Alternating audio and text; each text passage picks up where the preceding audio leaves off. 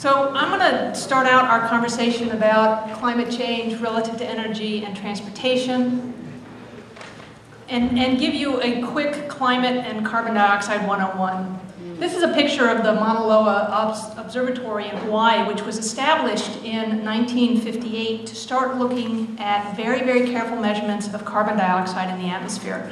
And what you can see from the graphic is that over time, the carbon dioxide levels have gone up and up and up and up to the current annual average for 2012 to 349 parts per million. 94. I'm sorry, what did I say? 49, 94 parts per million.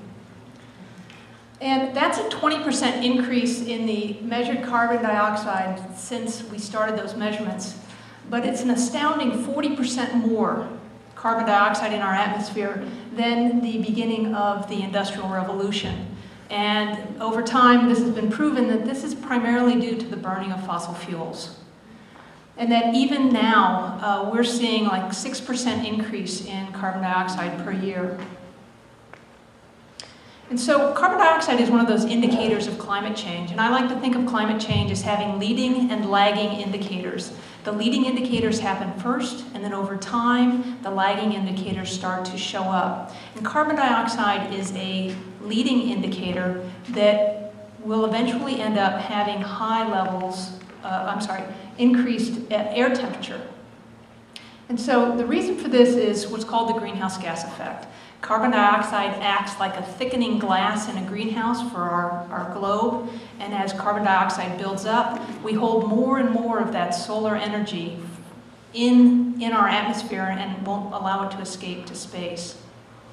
And so if we understand the sources of carbon dioxide emissions in our own daily lives, we have a better opportunity to determine what are some of those mitigation strategies that we can take on.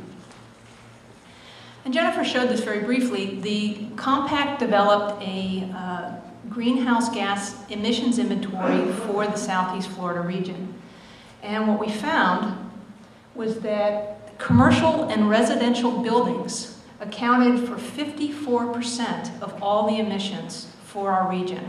So the electricity that is feeding our buildings and the way that we use electricity every day accounts for 54% of our community's contribution to the carbon dioxide in the atmosphere.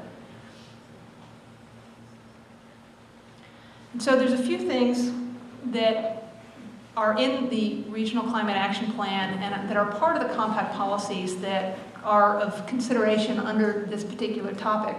First and foremost is that we're trying to find ways to improve energy efficiency and conservation through energy incentives and also to provide finance options. And the first thing we want to do is to encourage more of these rebate and incentive type programs. FPL has a very active solar rebate program, but it is in no way is it meeting the demand of the people that are interested in taking on these new technologies for renewable energy. But there's also a great website called desireusa.org, and that's DSIRE. And they show all of the incentives that are available for renewable and energy retrofits for our state. So I highly recommend that website. And the other thing that what we're trying to do is to establish energy efficiency and retrofit funding opportunities. And over the course of the last few years, a number of communities have developed what are called revolving loan funds for people. And in Broward County, and already existing in Miami-Dade and in Palm Beach County are something called PACE programs, property assessed clean energy programs. And what these programs do is they allow you to essentially ask for a voluntary assessment on your home that you pay for on your property tax, and it allows you to recoup the money that you've spent to put in energy efficiency and solar energy, renewable energy retrofits into your home. And the beauty of these things is it gives you the upfront funds and allows you to pay for them out of essentially the energy savings that you're experiencing on your utility bill. But it's a way for you to have the upfront funds to do something that you want to do in a way that allows you to recoup them, to pay back the money at the same rate that you're saving the money. The other big piece of the energy pie is to compare compact policies related to renewable energy. And the first and foremost is for us to increase both public and private opportunities for increasing our renewable energy capacity. Because renewable energy is not the burning of fossil fuels. It's fuel and energy for our homes and our businesses that do not create a new carbon footprint. And the other thing is to improve fuel diversity. And so under the renewable energy, there are a number of programs going on, the Go Solar Fest program in Broward County, but also as you look around more and more, you're going to see public infrastructure, like this parking meter in the Hollywood area. They're solar powered. Governments are investing in solar in all sorts of ways. And then also trying to encourage more opportunities for people to invest in solar in their homes and in their businesses by improving our ability to do expedited permitting for these things, because in just the last 5 years, the cost of solar has come down by almost 20%. It's pretty dramatic. And then the other aspect is this idea of fuel diversity and a renewable portfolio standard for our utilities. And the idea here is that this is the actual fuel mix that is for FPL. Currently, 72% of all of the electricity is generated from FPL through the use of natural gas. And if the natural gas markets change dramatically, or they become more expensive, or the supply becomes more limited, our fuel costs will go up dramatically. Our electricity bills will go way up. So we need to have better fuel diversity within the portfolio to allow for risk mitigation within that power supply. But in addition to that, what you'll notice down here is that this says solar makes up 0.06% of the current portfolio that FPL puts into the grid in terms of electricity. And that we need to find ways to improve the amount of renewable energy that is being used to feed our own homes and to feed the electricity grid.